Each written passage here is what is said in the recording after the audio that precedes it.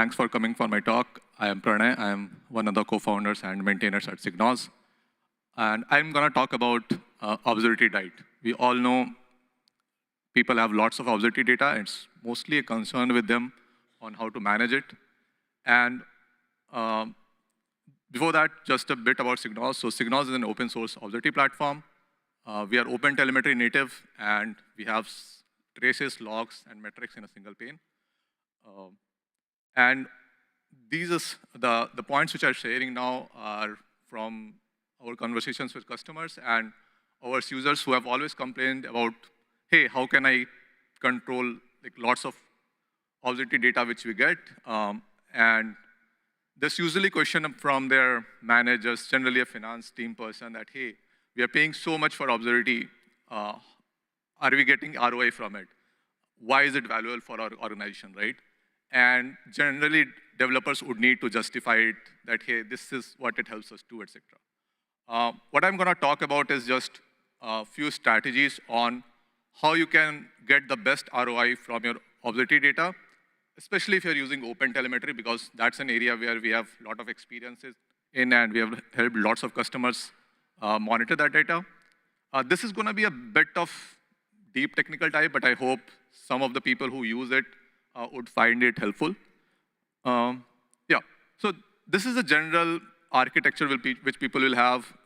You'll have a VM where the application is running, and you'll have an Otel SDK which is sending data either to an Otel collector or directly to your observability backend like SigNoz or Prometheus. And what you want to do is figure out like how you can optimize this data, right? Some of the strategies which we have found useful are like you can use sampling. So at the Otel collector, many people don't know that Otel collector is pretty powerful. It has 3 components: receivers, processors, and exporters. And in processors, you're allowed to do a lot of things. You can drop attributes, you can filter things, you can do deduping, etc. You have different type of sampling processors.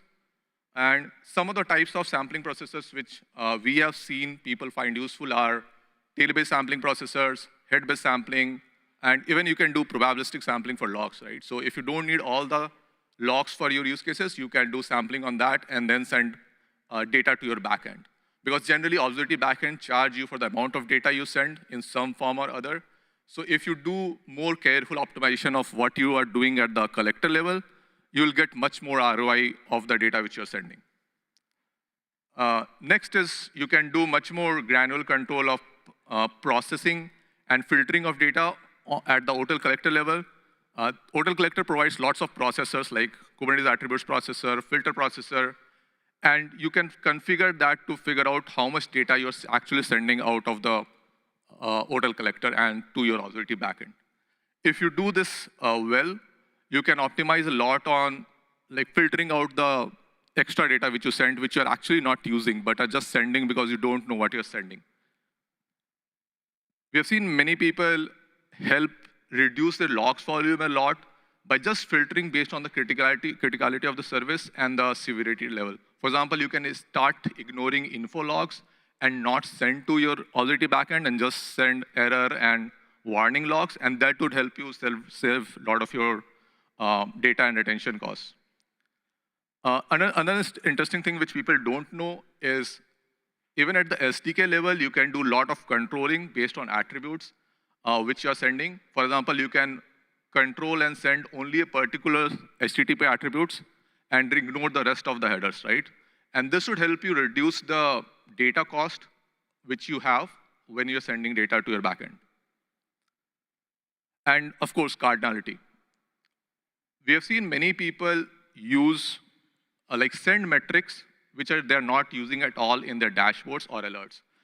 That leads to coordinate explosion because you're sending lots of labels and the number of time series increases a lot.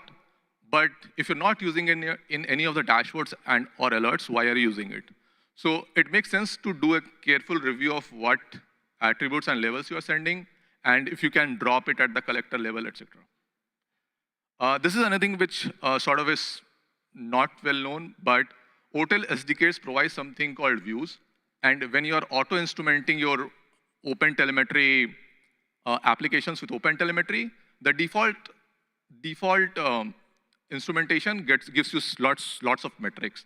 But you can save that a lot if you are sort of using views and customized metrics which you are sending.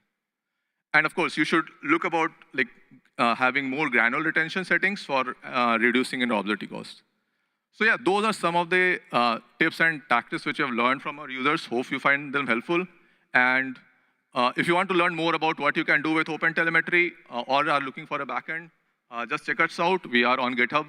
It's SigNoz/SigNoz. So yeah, hope you find it helpful. Thanks.